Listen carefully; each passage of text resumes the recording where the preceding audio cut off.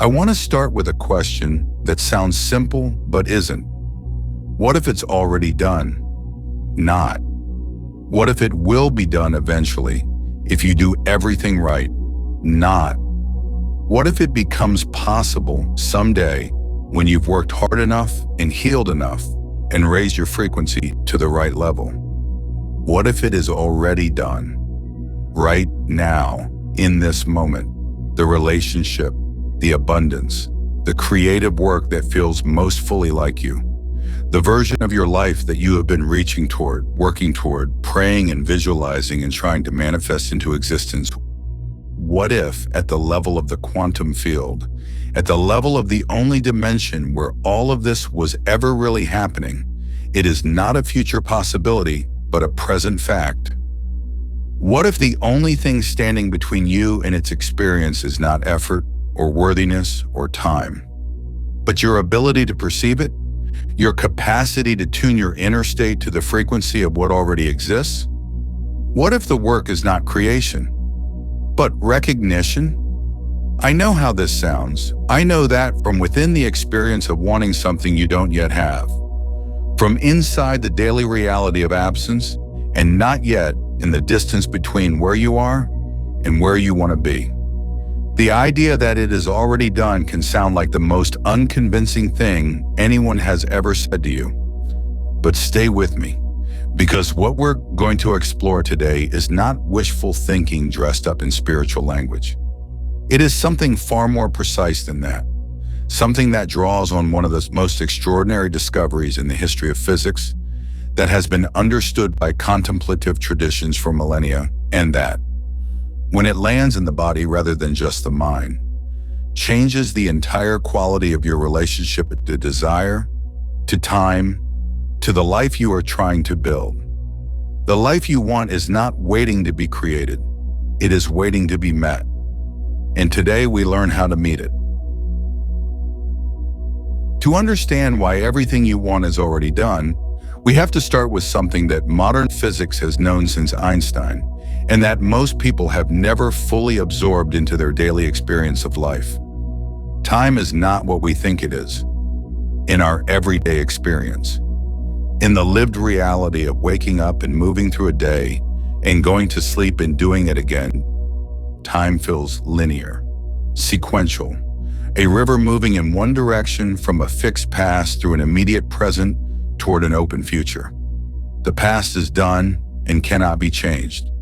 The present is real and happening now. The future is unwritten, uncertain, dependent on what we do from here.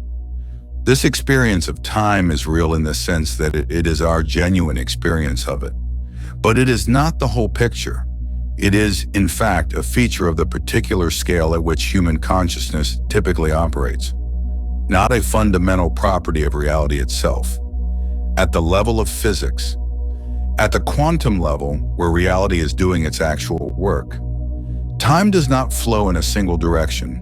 The equations of quantum mechanics work equally well in both temporal directions. The distinction between past and future that feels so absolute in our daily experience is, at the fundamental level, far less fixed than it appears. Einstein himself understood this. In a letter written to the family of his lifelong friend Michel Besso, shortly after Besso's death, Einstein wrote, "Michel has preceded me a little by leaving this strange world. This means nothing. For us believing physicists, the distinction between past, present, and future is only a stubbornly persistent illusion." Asterisk. A stubbornly persistent illusion. Einstein was not being poetic. He was describing, in the plainest language he could find, what the mathematics of relativity actually implies. That all moments, past, present, and future, exist simultaneously in what physicists call the block universe. That the timeline we experience as sequential is something more like a dimension of reality that we move through, rather than a river that flows past us. That the future is not unwritten. It is simply from our current vantage point as yet unread. Now, I want to be careful here because the history of consciousness and manifestation content is littered with misappropriations of physics. with quantum jargon used to dress up ideas that have nothing to do with actual quantum mechanics. I am not claiming to be a physicist. I am not claiming that the block universe theory proves that your vision board will definitely manifest. What I am saying is this: the certainty we feel about the fundamental openness of the future, the assumption that the life we want is something we must go out and create from scratch, from a present moment of absence, working against the resistance of a resistant world, that certainty is not supported by what we actually know about the nature of reality. And if that certainty is questionable, if the future is not as blank and uncertain as our experience suggests, then the entire framework by which most people relate to their desires shifts. From creation to recognition, from manufacturing to receiving, from the exhausting project of building something that doesn't yet exist to the far more accessible project of aligning your inner state with something that, at some level of reality, already does. This is not the same as passivity. This is not an excuse for inaction or a reason to lie on the couch and wait for the completed future to arrive at your door.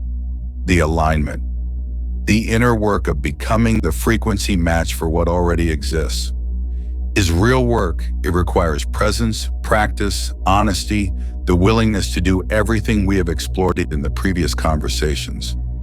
But the relationship to the work is different when you understand what the work is actually for. You are not creating something from nothing. You are removing the distance between yourself and something that, in the fullness of reality, already is. Let me build the physics picture a little more carefully, because the details matter here. Not for their own sake, but because understanding the actual mechanism changes the quality of the inner work. In quantum mechanics, particles exist in what is called a superposition, a state in which all possible configurations of the particle exist simultaneously, as probability waves, until the particle is observed or measured. At the moment of observation, the wave function collapses. The superposition resolves into a single definite state. The particle is no longer everywhere it could be. It is somewhere specific. This is not a metaphor. This is a description of how reality actually behaves at the most fundamental level. The physical world, at its base, is not a collection of fixed objects with definite properties.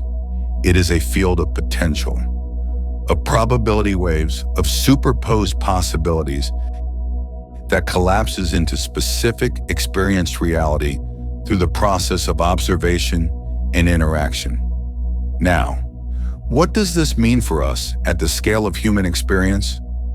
It means that what we call reality, the specific lived sensory experience of a particular life, is in a very real sense a continuously collapsing possibility field. The vast superposition of all possible versions of your life is, at every moment, being collapsed into specific experience through the filter of your consciousness, your attention, your frequency. You are not receiving a fixed reality that is independent of you. You are participating at every moment in the collapse of possibility into experience. And the quality of that participation, the inner state from which you engage with the field, shapes which possibilities collapse into your experience and which remain in superposition. This is what all the frequency work, the emotional opening, the silencing of the noise, the changing of the questions, the releasing of the chase. This is what it is ultimately for, not for its own sake, not even for the sake of well-being alone, but because it determines the quality of your participation in the collapse of possibility. A consciousness operating from fear, from lack, from the chronic noise of unexamined limiting beliefs. That consciousness collapses the possibility field in particular ways. It selects from the infinite superposition of possible experiences those that are a vibrational match for its state, the experiences of lack, of threat, of limitation. Not because reality is punishing it, because that is where its attention is pointed, and attention is the instrument of collapse. A consciousness operating from genuine openness, from the grounded okayness we have been cultivating. from the clear signal of an emotionally resolved and genuinely curious awareness. That consciousness collapses different possibilities. It selects from the same infinite field the experiences that match its frequency, the synchronicities, the open doors, the encounters and opportunities that look from the outside like extraordinary luck and from the inside like the natural, predictable result of a particular quality of inner state. And here is where the idea of the completed future becomes not just philosophically interesting, but practically transformative. If all possible versions of your life exist simultaneously in the field, if the version you want is not something you need to create, but something you need to collapse from superposition into experience, then the question changes fundamentally. Not how do I create the life I want, but how do I become the consciousness that collapses to the version I want? Not what do I need to do to get there, but who do I need to be? What frequency do I need to embody for the version that already exists in the field to collapse into my experience? This shift from doing to being, from creating to collapsing, from manufacturing a future to aligning with a present that exists at a deeper level of reality. This is the shift that changes everything. Let me make this embodied, because physics and philosophy are the map, and the map is only useful insofar as it helps you navigate the actual territory. What does it actually feel like? In the body, in the nervous system, in the daily lived experience of a particular Tuesday. To operate from the understanding that what you want is already done, I want to tell you about a woman named Isabel. Isabel was 46 years old, and she had been trying to write a novel for 11 years, not failing to write it, actively trying. She had drafts, multiple drafts. She had taken courses and worked with coaches and spent more weekends at the desk than she could count. She had the talent. Her writing, when it came, was genuinely good. Everyone who read the pages said so. But the novel was not complete, and the reason it was not complete, the reason that became clear eventually through the kind of inner work we have been exploring together, was nothing to do with craft or discipline or time. It was to do with what Isabel believed about the novel's existence. Deep in her system, beneath the conscious intention to finish it, Isabel did not believe the novel existed. She believed it was something she had to manufacture, something she had to squeeze out of herself through effort and will and the right combination of inspiration and persistence, something that was, in its current state, not yet real, not yet there. And that belief, the belief that the novel was not yet real, generated a relationship to the work that was fundamentally at war with itself. Every session at the desk was an attempt to create something from nothing, to bring into existence something that, according to her deepest felt sense of reality, did not yet exist, and the effort required to do this, to constantly work against the gravity of not yet, was exhausting in a way that went far beyond the ordinary exhaustion of creative work. The shift came through a conversation with a mentor who asked her a question that she had never quite been asked before. The mentor said, "Tell me about the novel as though it already exists. Not as you hope it will be, as it is. Describe it to me in the present tense, as a fact." Isabel found this difficult. She kept sliding into the conditional. It would be, it might be, if I could just get the third act right. The mentor kept bringing her back. Present tense. It exists. Tell me what it is. And something happened in that insistence. Something in Isabel's relationship to the work began, very slowly, to shift. Not her belief about it. She didn't suddenly, consciously believe the novel existed, but something more subtle than belief.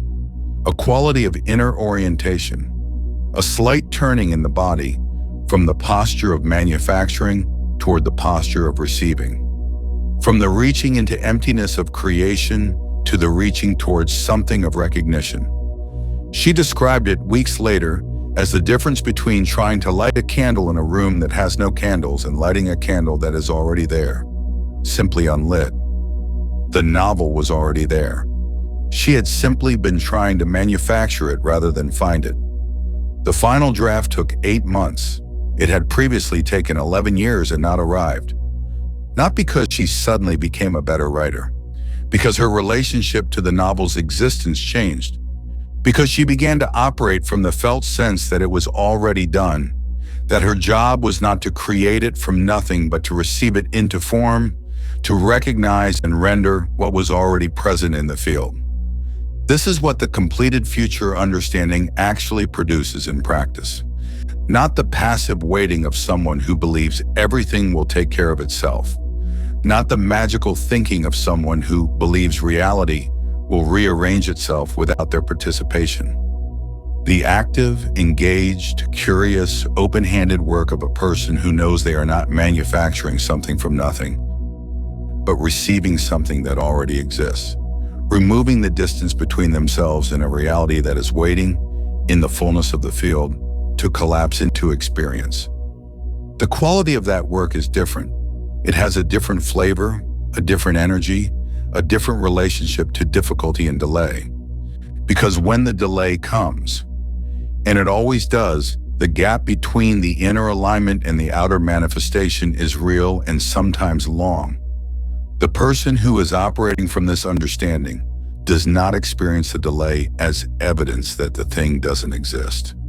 They experience it as the time it takes for the outer reality to catch up with the inner one, for the slow-moving physical world to align with the already complete version in the field. The delay is not absence, it is timing. And timing, understood this way, is not a punishment or a test. It is simply the pace at which a particular version of reality collapses from the field into lived experience, given the current state of all the conditions, inner and outer, that are participating in the collapse. Now let's take this one level deeper, because the idea of the completed future is powerful, but there is a version of it that is even more fundamental, even more transformative, even more directly accessible to you right now in this moment. Not the completed novel, not the completed relationship, or the completed financial reality, or the completed career. The completed self, you. The version of you that already exists in the field.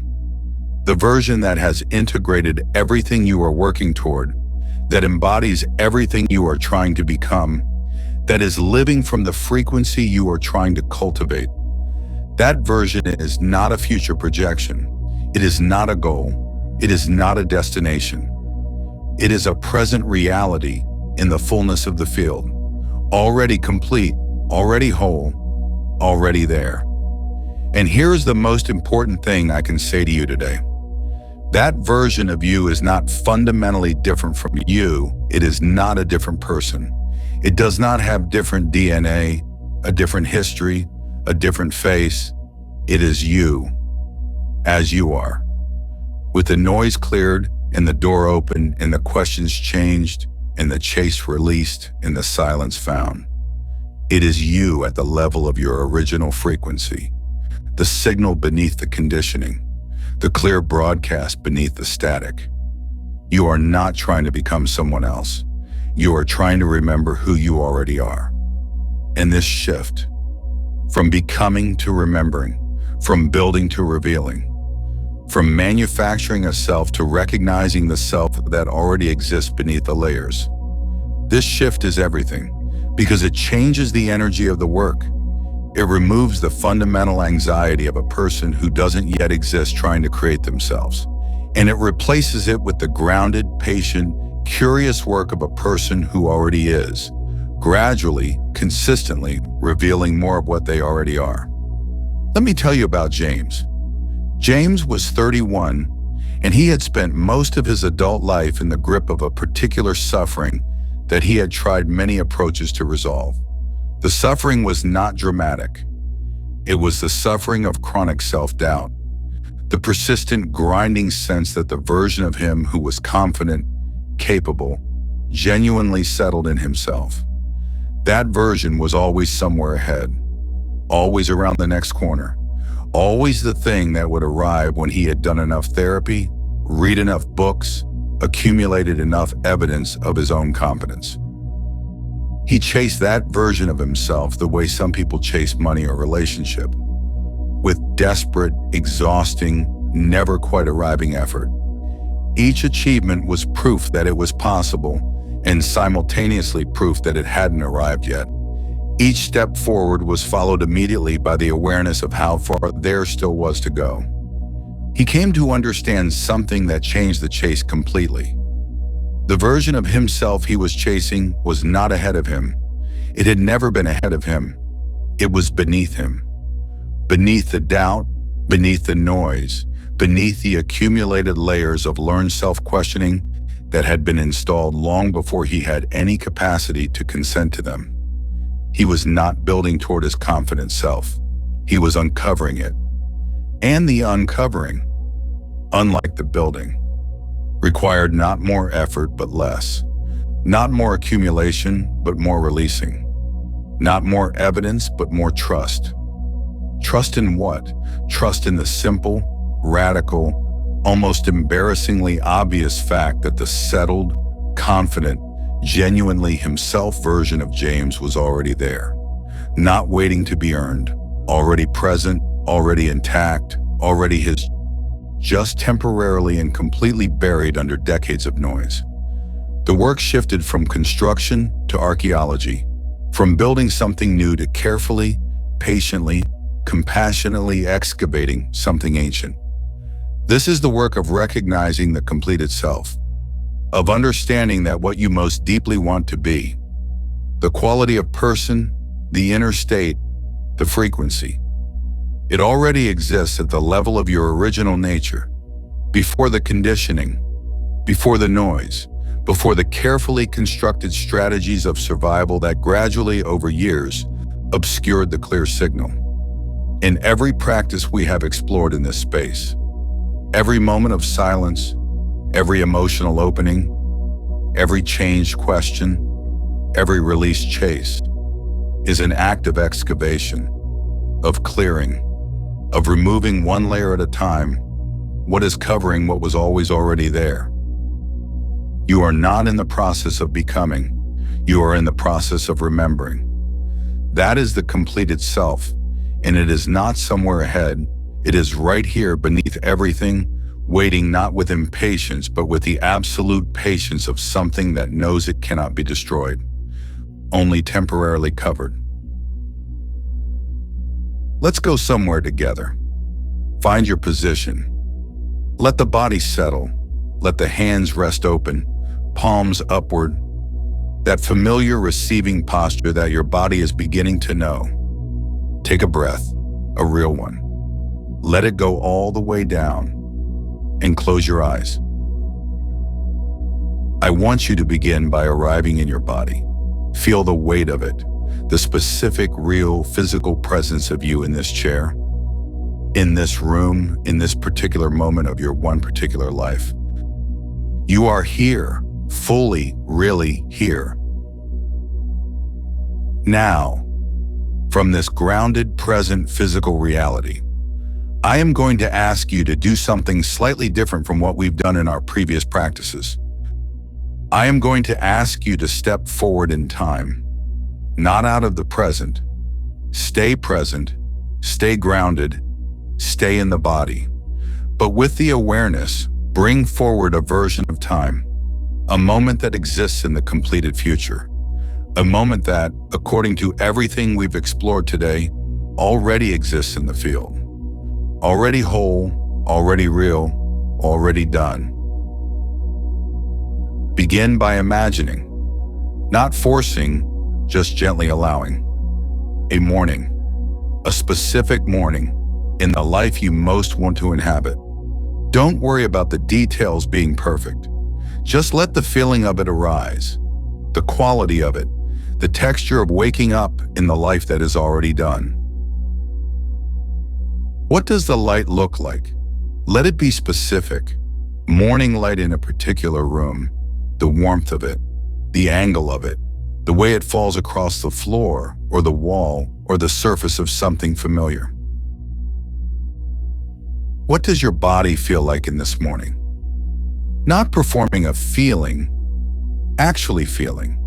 The quality of waking up in a life where the things you most want are simply the normal texture of your reality, where the abundance or the love or the creative work or the peace, whatever it is for you, where it is simply already there.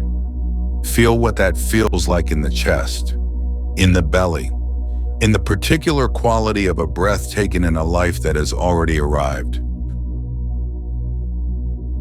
Let the morning expand a little.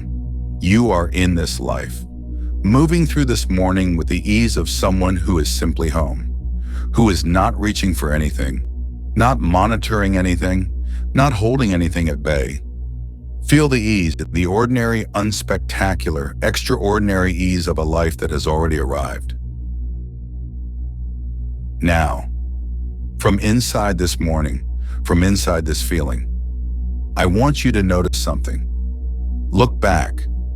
From where you are in this completed life, look back toward the version of you who is here now, in this moment. Listening to these words, in the life that is still in the process of collapsing into form. What do you see? What does the you who has already arrived want to say to the you who is still on the way? Let whatever comes, come. Don't force it. Don't manufacture inspiration. Just be present with what arises when the completed self looks back with full love and full knowledge at the self that is still in the process of arriving. Perhaps what comes is simply, I'm here. I've been here. Keep going. It's real. Perhaps it's more specific. Perhaps it's a word, or a quality of reassurance, or the simple felt sense of being seen and held by a version of yourself that already knows how this ends. Whatever comes, let it land. Let it be received. Let it reach the place in you that needed it most. This is not fantasy. This is not wishful thinking. This is the practice of aligning your present frequency with a version of reality that already exists in the field, of giving your nervous system the felt experience of arrival. Not as a distant hope, but as a present reality that you are, right now, beginning to inhabit. The field responds to this. The frequency you are generating in this moment, the felt sense of the completed life, is a signal, a real signal, broadcasting into the real field, beginning the collapse of that possibility into experience. Take a moment to be grateful, not perform gratitude. The real thing, the genuine, simple thankfulness of a being who has been shown something true, who has touched even briefly the frequency of their own completed life. And now, slowly with care, carrying the frequency of this morning back with you, begin to return, not to absence, to the present, which is the only place the completed future can be received, which is the doorway through which everything you have just felt arrives into form. Take a breath and come back. Welcome back. There is a way of relating to the completed future that sounds like this understanding, but is, in fact, its opposite.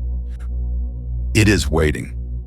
And I want to address it directly because it is one of the most common ways people misapply these ideas, and one of the most effective ways of ensuring the completed future never arrives. Waiting is not the same as trusting. It wears trust clothes, uses trust language, and produces, at the level of frequency, almost the opposite of what trust produces. Here is the difference. Waiting is oriented toward the gap. It is the inner posture of a person standing at a distance from what they want, monitoring the distance, checking whether it has decreased, experiencing the moment-by-moment reality of the thing not yet being here. Even when waiting is patient, even when it is nominally at peace with the timeline, the inner orientation is one of absence, of the thing being not yet, of a present moment defined primarily by what it doesn't contain. And the field, as always, reflects the inner orientation back. Trust. Genuine trust, the kind we have been building together in this space, is oriented toward presence. It is not waiting for the completed future to arrive. It is inhabiting the frequency of it now.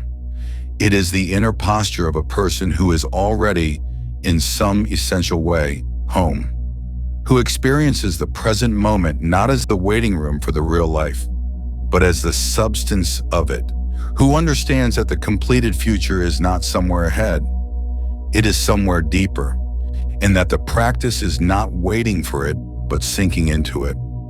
Let me tell you about Kieran. Kieran was 35 and had been in a long period of waiting for his business to break through. 3 years of effort that had produced genuine progress, but not the level of success he was working toward. And for most of those 3 years, his daily inner experience had been dominated by a specific quality of waiting, of being in a holding pattern, of living in what he privately called the in-between. Not where he was, not where he was going, but the suspended space in between. He spoke about it like a waiting room, something to get through, a period to endure until the real chapter began. And the business, responsive to his inner orientation the way everything is responsive to inner orientation, reflected the waiting room back. Progress, yes, but the stalled, suspended quality of something moving through fog. Nothing wrong with it. Nothing quite right either. Just the peculiar ambiguity of something that is neither here nor there. The shift came when Kieran stopped waiting, not stopped working. He kept working, not stopped wanting. He kept wanting, but stopped orienting his inner life around the gap between where he was and where he wanted to be. Stopped living in the in-between as though it were a waiting room rather than an actual room. A real room in a real life, containing real value and real beauty and real work that mattered regardless of whether it had yet produced the specific outcome that he was waiting for. He began to treat his current business not as the waiting room version, but as the real thing. Not the practice run before the breakthrough. The actual work, worthy of full presence, worthy of genuine investment of attention and love and creative energy. Not because it had yet arrived at the destination, but because it was the actual substance of his professional life right now. And the business. Feeling, if businesses can be said to feel anything, the quality of that full presence, that genuine investment, that ending of the holding pattern, began to move differently. The fog lifted, the ambiguity resolved. Not overnight, but within a year, the breakthrough Kieran had been waiting for 3 years arrived. Not from the outside in, not from a change in circumstances, but from the inside out, from the ending of the waiting, from the beginning of the being here. This is what stops the waiting. Not the arrival of the thing, the genuine inhabiting of the present as though it is already the completed life. Because it is, not in the obvious external sense, but in the deeper frequency sense. The present moment inhabited fully with genuine presence and genuine investment is the only place that completed future can land. You cannot receive into a waiting room. You can only receive into a home. Make the present your home and watch what arrives. Let's get practical, because the understanding of the completed future is only as valuable as its application in the actual, daily, ordinary moments of your actual, daily, ordinary life. What does it mean to act from the completed self? To make decisions, to do the work, to navigate difficulty and delay from the felt sense of a version of yourself that already exists at the level of the field? It means a specific shift in the quality of action. Not in the action itself necessarily, not in the what, but in the from where, the inner state from which the action arises. Let me give you several specific, concrete examples, because the abstract is only useful insofar as it illuminates the concrete. In creative work, the person waiting for the completed future approaches the work as a means to an end. Each session at the desk or the canvas or the instrument is an attempt to produce something that will eventually constitute the completed work. The focus is on the gap between what exists so far and what the completed thing will be. The inner orientation is one of incompleteness, of being not yet there. The person acting from the completed self approaches the same work differently, not with certainty about the outcome. The work still requires genuine discovery and genuine effort, but with the inner orientation of someone who is receiving rather than manufacturing, who is listening to what is already there in the field, rendering it into form, collaborating with a creative reality that already exists rather than building one that doesn't yet. This shift, from manufacturing to receiving, from building toward completion to recognizing what is already complete, produces a different quality of creative experience and, consistently, a different quality of creative output. In relationships, the person waiting for the completed future in their relational life approaches potential connections with the inner orientation of someone who is still looking for the thing, who assesses each new person for whether they might be the one, who experiences the absence of the relationship they want as a defining feature of their present reality, who is, in every moment of connection, partially elsewhere, in the completed future that hasn't arrived yet. The person acting from the completed self brings the frequency of relational fullness to every interaction, not performing, genuinely inhabiting the felt sense of a person who is already, in some essential way, in right relationship with themselves, with the people in their life, with the world. From that fullness, from the frequency of relational completion rather than relational lack, connections form differently, because the signal going out is one of sufficiency rather than seeking, and the field reflects that sufficiency back. In financial reality, the person waiting for financial completion approaches their current finances from the frequency of the gap. The bills are evidence of insufficiency. The limited bank balance is confirmation that the completed abundance is still somewhere ahead. Every financial transaction is filtered through the lens of not yet, of what is absent rather than what is present. The person acting from the completed self brings a different quality to their relationship with money, not denial of current reality. The bills are real, the bank balance is what it is, but the inner orientation is one of stewardship rather than scarcity, of tending carefully to the abundance that already exists, in seed form, in the present, of treating the current financial reality not as a waiting room for the real abundance, but as the current expression of the abundance that is continuously flowing through their life, to be received, managed wisely, and trusted to grow. This inner shift, from the frequency of the gap to the frequency of the completed abundance, is precisely what changes the conditions, not magically, through the specific mechanical process we have been exploring. The change frequency changes the signal. The change signal changes the collapse of possibility. The change collapse produces different material circumstances. Not overnight, not without the continuing work of a human life, but reliably, consistently in the direction of what the inner state is broadcasting. In health and the body, the person waiting for physical wellness or physical peace approaches the body as a project not yet completed, as something that needs to be fixed, improved, arrived at. The body in its current state is evidence of the gap, of the health or the ease or the appearance that is still somewhere ahead. The person acting from the completed self brings genuine appreciation to the body as it is right now. Not toxic positivity, not pretending that difficulty or pain is not present, but the genuine, grounded gratitude of a person who understands that the body is an extraordinary, complex, astonishing instrument that is doing its very best in every moment. That the frequency of appreciation and care directed toward the body from the completed self-understanding changes the body's physiology in measurable, documented ways. Research in psychoneuroimmunology has demonstrated for decades that the quality of a person's relationship with their body, the emotional climate of their inner narrative about their physical self, has direct, measurable effects on immune function, inflammatory response, cellular repair, and the expression of genetic potential. The completed self-understanding is not just a philosophy. In the domain of the body, it is a physiology.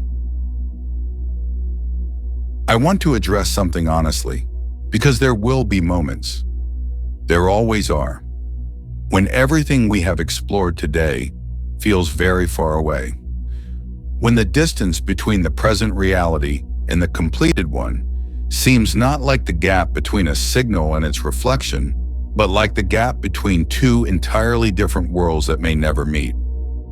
The relationship that ended badly, the business that failed, the health crisis, the loss, the particular Tuesday that is just hard, in a way that all the quantum physics and all the visualizations and all the understanding of completed futures cannot immediately touch.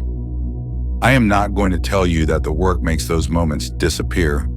It doesn't. Difficulty is not a failure of frequency. Loss is not evidence of a misaligned signal. Some things are simply part of the texture of a human life in a complex world. And no amount of inner work will render that world entirely smooth. What the work does is change your relationship to the difficult moments, the quality of how they are held, the speed at which the frequency can be returned to after the genuine, necessary, fully felt experience of difficulty has moved through. Because here is what I have observed in my own life and in the lives of people doing this work. The difficult moments do not become less real, but they lose a quality. Specifically, they lose the quality of being the final word, of being evidence that the completed future doesn't exist, of being proof that the whole framework is wrong. When you know in your body, not just your mind, that the completed version of your life is real, that it exists in the field, that your job is to keep aligning with it regardless of what the current reflection looks like, the difficult moments become something other than catastrophe.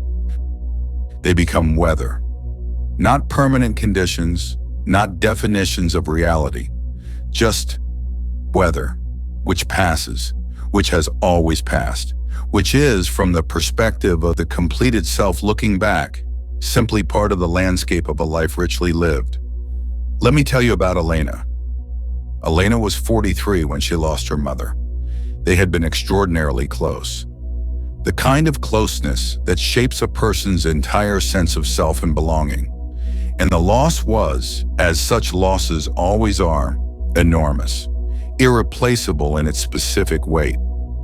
She had been doing this kind of inner work for several years before it happened, and she was very clear that the work did not protect her from the grief. She grieved deeply, genuinely, without management or avoidance, in exactly the way we explored in our last conversation together. But something was different about how she moved through it, and that something was the orientation toward the completed self, not denial of the loss. The loss was absolute and real, but beneath the grief, beneath the enormous weather of it, there was a ground that held, a quality of inner stability that was not the absence of feeling, but the presence of something underneath feeling. The knowledge embodied through years of practice that she existed at a level that the weather did not define. She described it months later as the difference between grieving in a boat in a storm, terrifying, destabilizing, the entire world reduced to wave and wind, and grieving on solid ground in a storm. The storm is the same, the grief is the same, but the ground underneath it doesn't move. That ground, that quality of inner solidity that the completed self-understanding builds, layer by patient layer, is perhaps the most valuable thing the practice produces. Not the mansion or the relationship or the abundant bank account, though those things are real and worthy aspirations. but the ground, the inner solidity, the frequency of a self that knows at the deepest level what it is, and is not shaken from that knowledge by the weather of circumstance. This is the completed self in practice, not the self that has achieved everything, the self that is grounded in something that achievement cannot give and loss cannot take away. That self is already done. It is waiting in the field for you to remember your way back to it. In the difficult moments more than any other, return to the ground, return to the silence, return to the simple, radical, endlessly available fact of your own existence, your own awareness, your own presence in this moment. That is the completed self. And it is here, always, regardless of what the weather is doing. Let me give you the practical architecture of living from the completed future understanding. Because as with every concept we have explored in this space, it lives or dies in the daily practice. In the quality of ordinary Tuesday, in the specific, repeatable, buildable habits of a conscious life. Morning, inhabit the completed morning. Before the day assembles itself. Before the phone, before the demands, before the news. Spend 5 minutes in the completed morning. Not the morning you're in, the morning of the completed life. Not as an escape from your actual morning, as a tuning, as the deliberate, practiced act of bringing your nervous system into contact with the frequency of the life that already exists in the field. Feeling it, even briefly, even imperfectly, in the body. The quality of ease, the felt sense of arrival, the specific texture of a morning in a life where the things you want are simply the normal reality. 5 minutes, every morning. The compounding is extraordinary. Throughout the day, the identity check-in. Several times during the day. Whenever you notice the frequency slipping, whenever the waiting room quality begins to return, whenever you catch yourself living in the gap rather than in the ground. Ask yourself one question. Not when will this arrive, not how far away is the completed version, but what would the completed self do right now? Not as an impossible standard, as a genuine inquiry. What would the version of you who is already living from the completed frequency, who is already grounded, already in right relationship with themselves and their desires, what would they do in this specific moment? Often the answer is surprisingly simple. They would take the next right step from a place of genuine presence without the anxiety of the gap. They would have the conversation with full honesty rather than strategic management. They would do the work with genuine investment rather than half-hearted going through the motions. The completed self rarely does dramatically different things than the current self. They do the same things differently, from a different inner state, from the ground rather than the gap. Weekly, the completion inventory. Once a week, spend 15 minutes with the following practice. Write down 3 ways in which the completed life is already present, not where you're headed, where you already are. 3 specific, concrete, genuinely real aspects of the life you want that already exist in your current reality. These may be small, often they are small. The quality of a specific relationship, the work that is already genuinely meaningful, the moments of genuine peace or beauty or aliveness that already appear regularly in the actual texture of your life. Find them, name them, write them down in present tense as facts. The love in this relationship is real. The work I am already doing matters. My body is already extraordinary in these specific ways. This practice does not require that everything be perfect. It requires that you locate, honestly and specifically, the ways in which the completed future is already present, because it is always already present in some ways. The question is whether you are receiving it. The weekly inventory trains the perceptual field to receive what is already there, and what the perceptual field receives, the field amplifies. Monthly, the completion letter. Once a month, at the end of the month, looking back, write a letter from the completed self to the self that is still on the way. Not a future projection, a present recognition. Write as though you are already in the completed life, looking back at the month just passed, noticing what moved, what arrived, what collapsed from possibility into experience. What synchronicities occurred? What doors opened? What small but real expressions of the completed life appeared in the ordinary texture of the month? This letter is not for anyone else. It is a private act of recognition, of acknowledging the continuous, quiet, often unnoticed work of the field as it responds to your frequency and collapses more and more of the completed life into your actual experience. The recording of the recognition amplifies the recognition. The frequency of gratitude, genuine, specific, documented gratitude, is one of the most powerful signals you can broadcast, and the completion letter is its most deliberate and most potent form. Let me leave you with the picture I want you to carry. Somewhere in the quantum field, in the vast, responsive, intelligent fabric of reality that underlies everything you can see and touch and measure, there exists a version of your life that is already complete, already whole, already everything you have been reaching toward. It is not a fantasy. It is not a reward for sufficient effort or sufficient worthiness. It is a present reality at a level of existence that our ordinary perception cannot directly access, but our frequency can reach.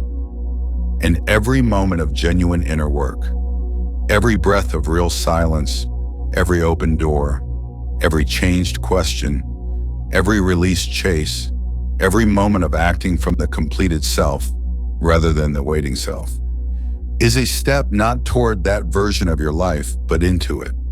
A deepening alignment, a narrowing of the gap between the frequency you are broadcasting and the frequency of what already exists.